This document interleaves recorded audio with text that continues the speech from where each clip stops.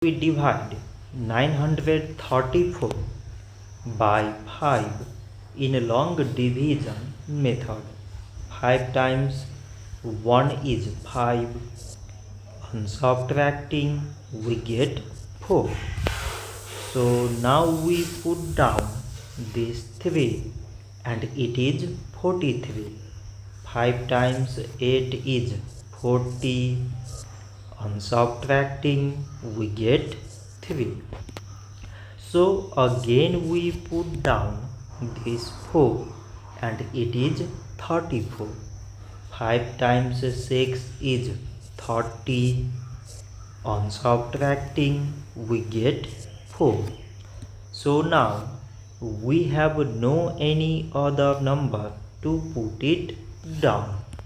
So we take here decimal, so that we put 0. So it is 40 and 5 times 8 is 40. On subtracting we get 0. So 934 divided by 5 is 186.8.